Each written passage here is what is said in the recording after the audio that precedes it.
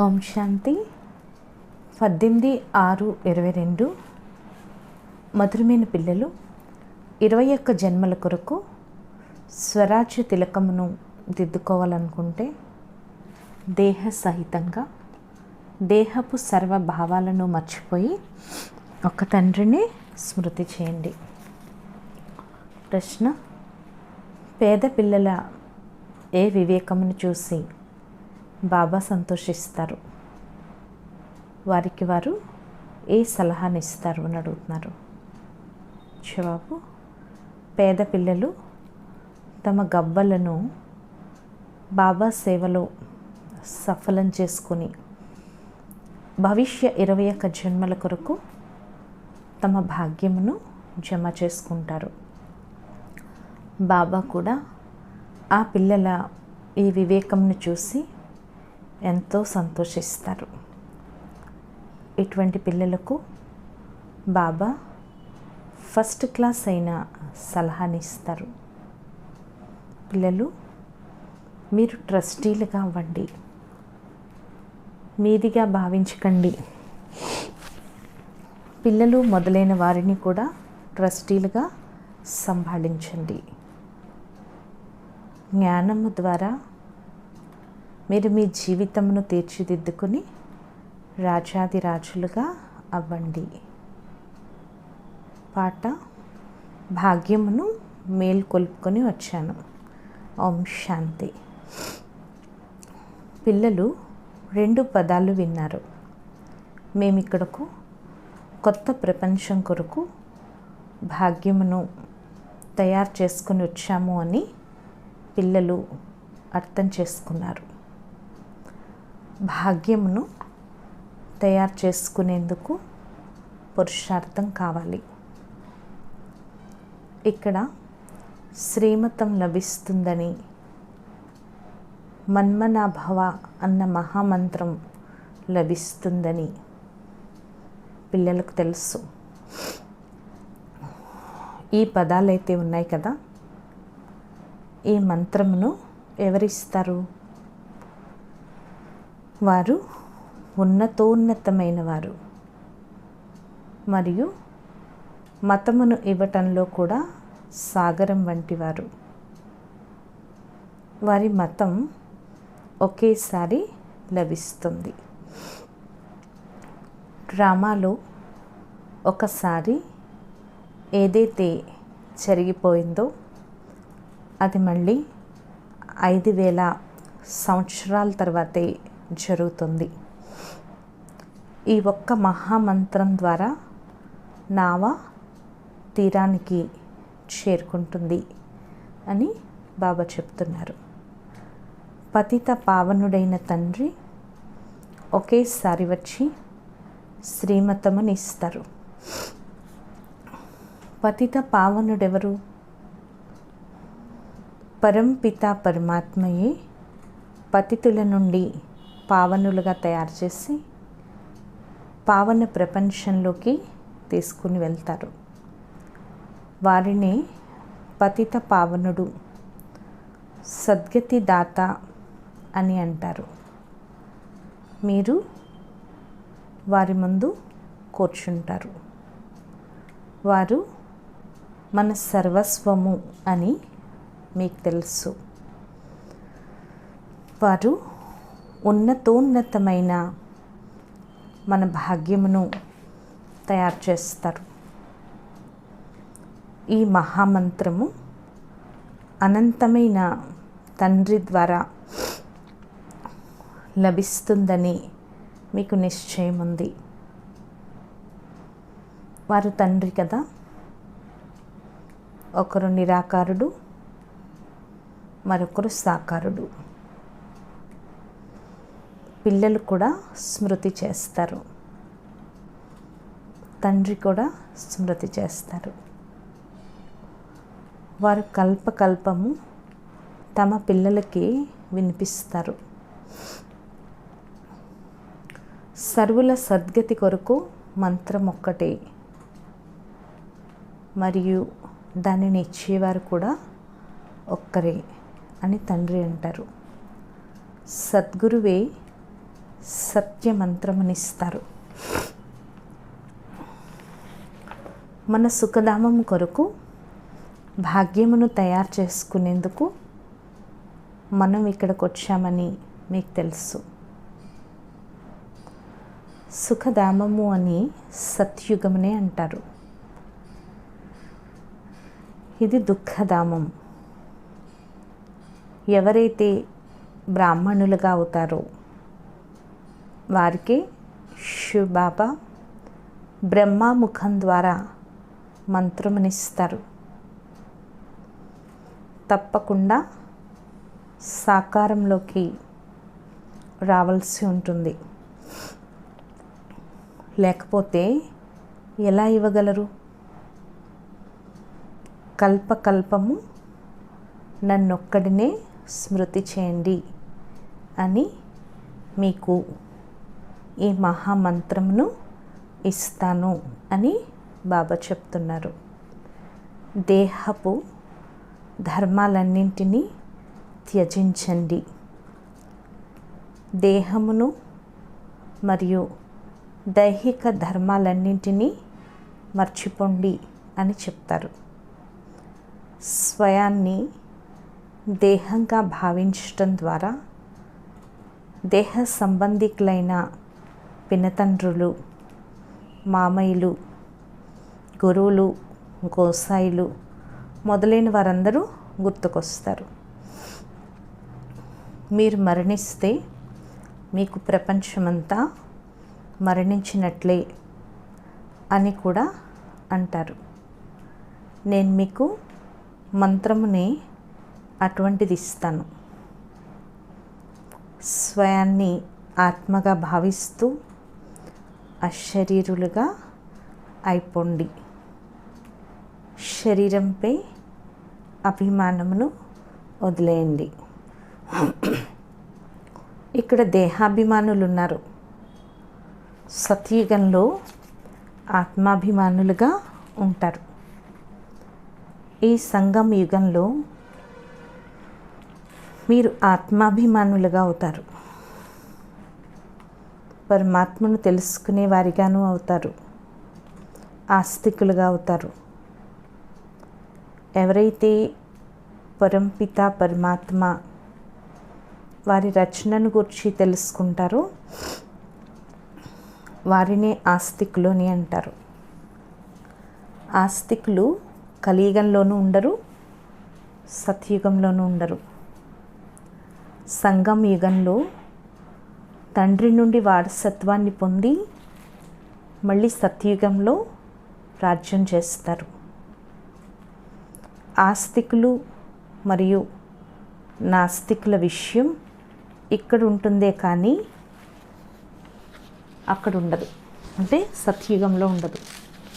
ఆస్తికులుగా బ్రాహ్మణులే అవుతారు. వారు ఇంతకుముందు నాస్తికులుగా ఉండేవారు. ఈ సమయంలో మొత్తం ప్రపంచమంతా నాస్తికులుగా ఉన్నారు. ఎవరికి తండ్రిని గురించి కానీ తండ్రి రచనను గురించి కానీ తెలియదు. సర్వవ్యాపి అని అనేస్తారు. పిల్లలైన మీకు ఒక్క అనంతమైన తండ్రితోనే పని ఉంది. వారి శ్రీమతం లభిస్తుంది. వారు పురుషార్థం చేయిస్తారు. ఎవరు? అనంతమైన తండ్రి. పిల్లలు దేహ సహితంగా దేహ అభిమానమును మర్చిపోండి. ఎవరిని స్మృతి చేయకండి. స్వయాన్ని ఆత్మగా భావిస్తూ తండ్రిని నన్నే స్మృతి చేయండి అని చెప్తారు. దానినే మహామంత్రము అని అంటారు. దాని ద్వారా మీ భాగ్యం తయారవుతుంది. మీకు 21 జన్మల కొరకు స్వరాజ్య తిలకం లభిస్తుంది అని బాబా చెప్తున్నారు. అది ప్రాలబ్ధం. గీత నరుడి నుండి నారాయణుడిగా అయ్యే, మనుషుల నుండి దేవతలుగా తయారు చేసే శాస్త్రం. ఈ ప్రపంచం మారుతోందని పిల్లలని మీకు తెలుసు. కొత్త ప్రపంచం కొరకు మీరు భాగ్యంను తయారు చేసుకుంటున్నారు. ఇది మృత్యులోకము. ఇక్కడ మనుషుల భాగ్యం ఎలా ఉందో చూడండి. దీని పేరే దుఃఖధామం. ఇలా ఎవరన్నారు? ఆత్మ అంటుంది. ఇప్పుడు మీరు ఆత్మాభిమానులుగా అయ్యారు. ఇది దుఃఖధామం అని ఆత్మయే అంటుంది. ఎక్కడైతే తండ్రి ఉంటారో అదే మన పరంధామం. ఇప్పుడు తండ్రి జ్ఞానమును వినిపిస్తారు మరియు భాగ్యమును తయారు చేస్తారు. తండ్రి నన్ను స్మృతి చేయండి అని ఒక మహామంత్రముని ఇస్తారు. ఏ దేహదారి నుండి విన్నా కానీ విదేహీనైన నన్నే స్మృతి చేయండి అని చెప్తున్నారు. దేహదారుల ద్వారానే వినవలసి ఉంటుంది. పతిత పావనుడిని స్మృతి చేయండి అని బ్రహ్మ కుమారి కుమారులు కూడా నోటి ద్వారానే వినిపిస్తారు కదా. మీ శిరస్సుపై వికర్మల భారం ఏదైతే ఉందో దానిని స్మృతి శక్తి ద్వారానే భస్మం చేయాలి. నిరోగిగా అవ్వాలి. పిల్లలేని మీరు తండ్రి షణ్ముఖంలో కూర్చున్నారు. భాగ్యాన్ని తయారు చేసేందుకు బాబా వచ్చారని మీకు తెలుసు. వారు చాలా సహజమైన మార్గాన్ని తెలియచేస్తారు. బాబా స్మృతిని మర్చిపోతున్నాము అని అంటారు. అరే సిగ్గు వేయటం లేదా? బాబా అంటున్నారు బాబాని మర్చిపోతున్నాం అంటారు. అరే సిగ్గేయట్లేదా? లౌకిక తండ్రి ఎవరైతే మిమ్మల్ని పతితంగా తయారు చేస్తాడో అతడి స్మృతి ఉంటుంది. కానీ ఈ పారలౌకిక తండ్రి ఎవరైతే మిమ్మల్ని పావనంగా తయారు చేస్తారో నన్నొక్కడినే స్మృతి చేయండి, తద్వారా మీ వికర్మలు వినాశనం అవుతాయి అని చెప్తారో వారిని గురించి బాబా మేము మర్చిపోతున్నామని అంటారా అని అడుగుతున్నారు బాబా. నేను మిమ్మల్ని మందిర యోగ్యులుగా తయారు చేసేందుకు వచ్చాను అని తండ్రి అంటారు. భారతదేశం శివాలయంగా ఉండేది. మనం రాజ్యం చేసేవారం. మళ్ళీ మన జడ చిత్రాలను మందిరాలలో పూజిస్తూ వచ్చారు. మనం దేవతలుగా ఉండేవారము అన్నది మర్చిపోయారు.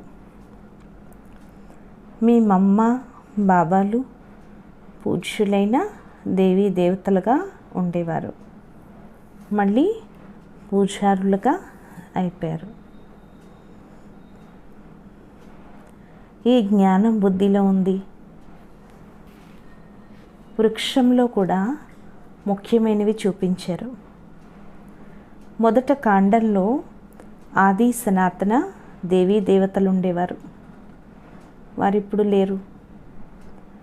5000 సంవత్సరాల క్రితం సత్యుగం ఉండేది. ఇప్పుడు కలియుగం ఉంది. కలియుగం తర్వాత మళ్ళీ సత్యుగం రానున్నది. తప్పకుండా శ్రీమతాన్ని ఇచ్చేవారు రావాలి కదా.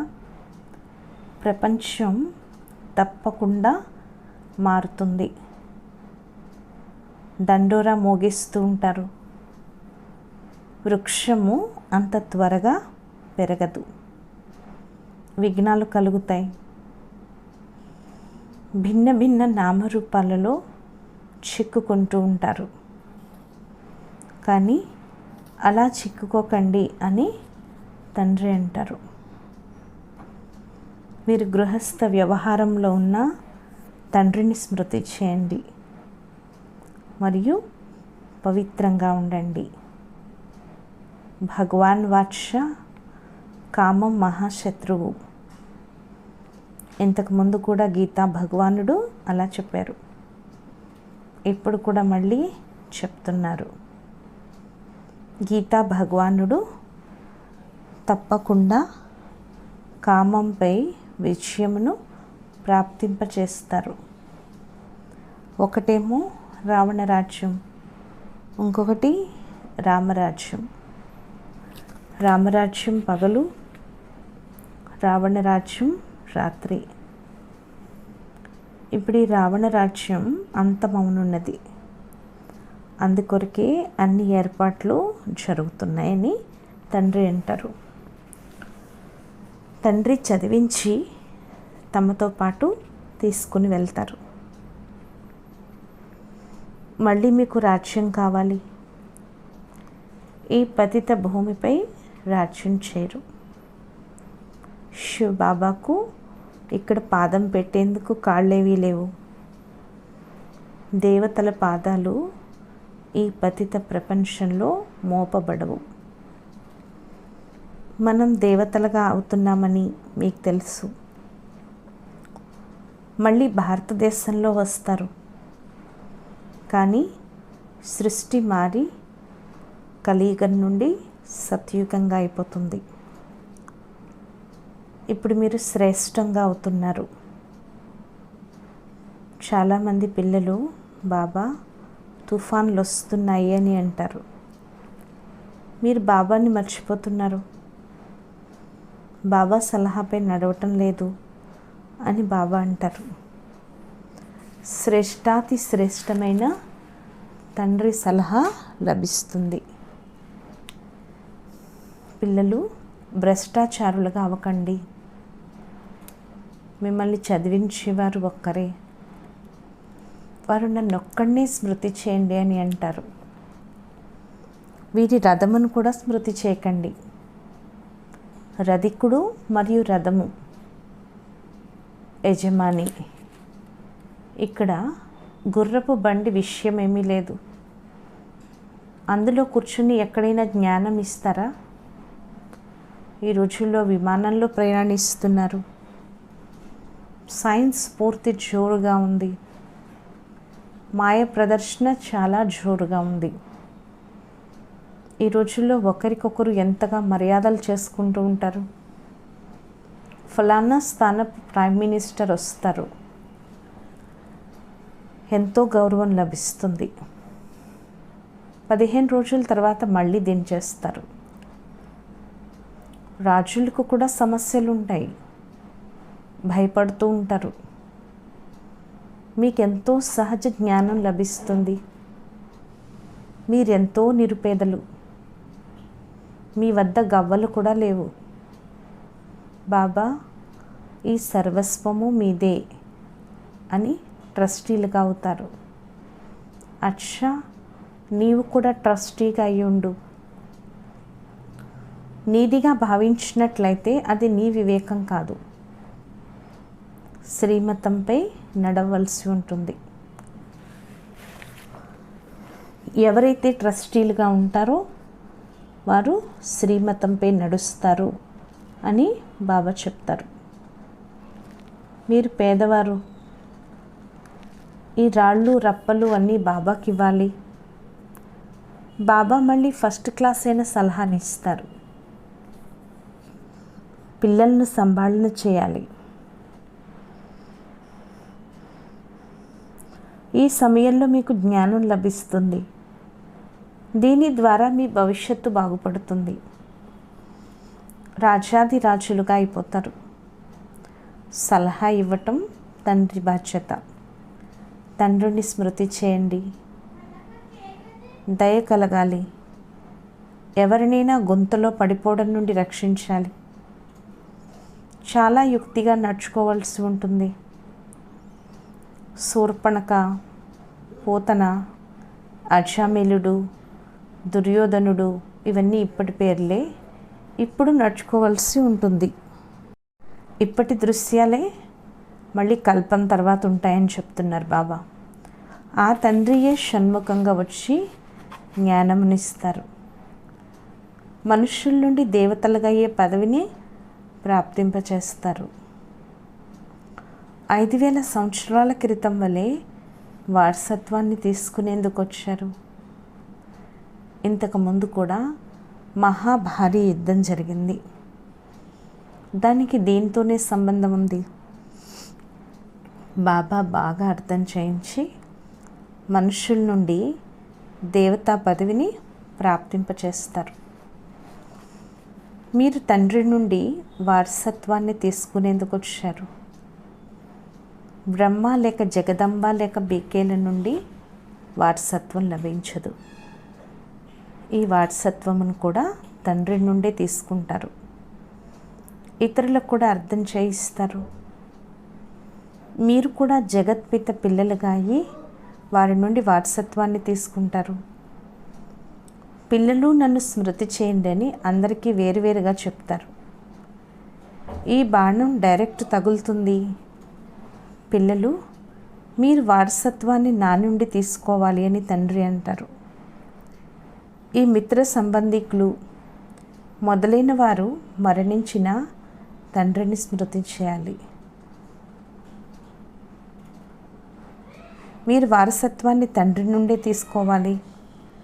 ఇందులో సంతోషం అపారంగా ఉండాలి.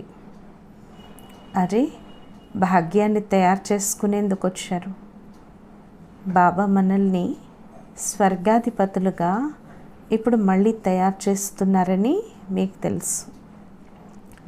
కావున ఆ నడవడికను కూడా ధారణ చేయాలి. వికారాల నుండి రక్షించుకోవాలి. మనం పావన నిర్వికారులుగా అవుతున్నాము. డ్రామాని వృక్షాన్ని అర్థం చేసుకోవాలి. ఇంకే కష్టము లేదు. ఇది అతి సాధారణమైంది. అయినా మళ్ళీ బాబా మర్చిపోయాం, పొరపాటు జరిగింది అని అంటారు. ఈ భూతాలను తొలగించుకోండి. మేము అర్హులుగా అయ్యామా అని మీ హృదయరూపీ దర్పణంలో పరిశీలించుకోండి. నరుడి నుండి నారాయణుడిగా అవ్వాలి. మధురాతి మధురమైన సౌభాగ్యశాలులైన పిల్లలు, మీరు సౌభాగ్యశాలులుగా అయ్యేందుకే వచ్చారు అని తండ్రి కూర్చుని అర్థం చేయిస్తారు. ఇప్పుడు అందరూ దుర్భాగ్యశాలులుగా ఉన్నారు కదా. భారతవాసులు సౌభాగ్యశాలులుగా ఉండేవారు. ఎంతో షాహుకారులుగా ధనవంతులుగా ఉండేవారు. ఇది భారతదేశపు విషయం. మీరు స్వయాన్ని ఆత్మగా భావించండి. ఎందుకంటే మీరు నా వద్దకు రావాలంటే అంతిమతిని బట్టి గతి ఏర్పడుతుందని తండ్రి అంటారు. ఇప్పుడు నాటకం పూర్తవుతుంది. మనం ఇక వెళ్ళిపోనున్నాము. వారు ఉపాయాన్ని కూడా తెలియచేస్తారు. అన్ని పాపాల నుండి ముక్తులయ్యి పుణ్యాత్మలుగా అయిపోతారు. పుణ్యాత్మల ప్రపంచం ఉండేది కదా, అది మళ్ళీ స్థాపన అవుతుంది. పాత ప్రపంచం మారి కొత్తగా అవనున్నది. భారతదేశం ప్రాచీనంగా ఉండేదని, స్వర్గంగా ఉండేదని భావిస్తారు. స్వర్గస్థాపకుడైన తండ్రి స్వర్గాన్ని తయారు చేశారు. వారు ఎప్పుడు వచ్చారు? వారు ఈ సమయంలోనే వస్తారు. దీనిని కళ్యాణకారి అయిన తండ్రి వచ్చే సమయమని అంటారు. ఈ రావణ సంప్రదాయం ఎంత పెద్దది, రాముని సంప్రదాయం ఎంత కొద్దిగా ఉంది. ఇక్కడ వృద్ధిని పొందుతూ ఉంటారు. పిల్లలు మళ్ళీ తండ్రి నుండి వారసత్వాన్ని తీసుకునేందుకు వస్తూ ఉంటారు. ప్రదర్శిని లేక ప్రొజెక్టర్పై అర్థం చేయిస్తూ ఉంటారు. ఇప్పుడు ఇంకా ఎంతో సేవ చేయాలంటున్నారు బాబా. ప్రియమైన పిల్లలు, ఇది డ్రామా అని తండ్రి అంటారు. కానీ ఈ సమయం వరకు ఎవరైతే తయారయ్యారో దాన్నంతటినీ ఖచ్చితమైన డ్రామా అని అంటారు. డ్రామా రచనలో నేను కూడా ఉన్నాను అని తండ్రి అంటారు. పిల్లలు, పతిత ప్రపంచంలోకి నేను కూడా రావాల్సి ఉంటుంది.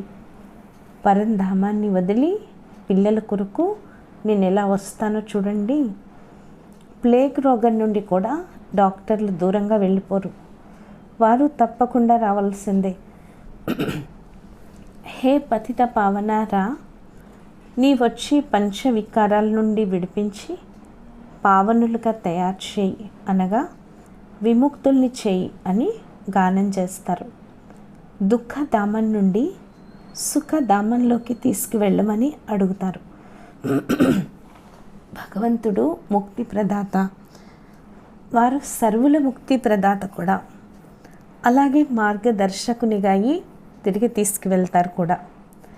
మళ్ళీ నంబర్ వారీగా వస్తారు. సూర్యవంశీయులు, ఆ తర్వాత చంద్రవంశీయులు వస్తారు. మళ్ళీ ద్వాపరయుగం ప్రారంభమైతే మీరు పూజారులుగా అయిపోతారు. దేవతలు వామ మార్గంలోకి వెళ్ళిపోయారు అని గానం చేస్తారు. వామ మార్గపు చిత్రాలను కూడా చూపిస్తారు.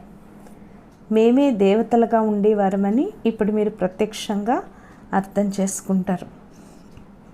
ఇవి అర్థం చేసుకోవాల్సిన ఎంత సహజమైన విషయాలు. ఇవి బుద్ధిలో బాగా ధారణ అవ్వాలి. ఇప్పుడు పిల్లలైన మీరు మీ భాగ్యాన్ని తయారు చేసుకునేందుకు వచ్చారు. ఇక్కడ తండ్రి షణ్ముఖంగా కూర్చున్నారు. మిగిలిన టీచర్లు నంబర్ వారుగా ఉన్నారు. ఇక్కడ ప్రజాపిత బ్రహ్మ ముఖం ద్వారా భగవంతుడు అన్ని వేద శాస్త్రాల సారాంశమును తెలియచేశారు. మొదట బ్రహ్మయే వింటారు కదా. బ్రహ్మ విష్ణు శంకరులను సూక్ష్మవతనంలో చూపించారు. విష్ణువు సత్యుగ అధిపతి, బ్రహ్మ సంగమ యుగానికి. బ్రహ్మ ఇక్కడే కావాలి కదా.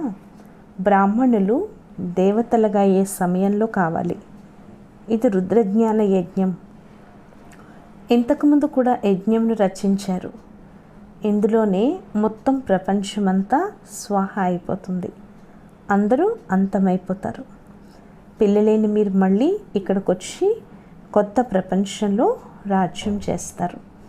అచ్చా, మధురాతి మధురమైన ఆత్మీక పిల్లలకు మాతా పిత బాప్ దాదాల ప్రియ స్మృతులు మరియు గుడ్ మార్నింగ్. ఆత్మీక పిల్లలకు ఆత్మీక తండ్రి యొక్క నమస్తే.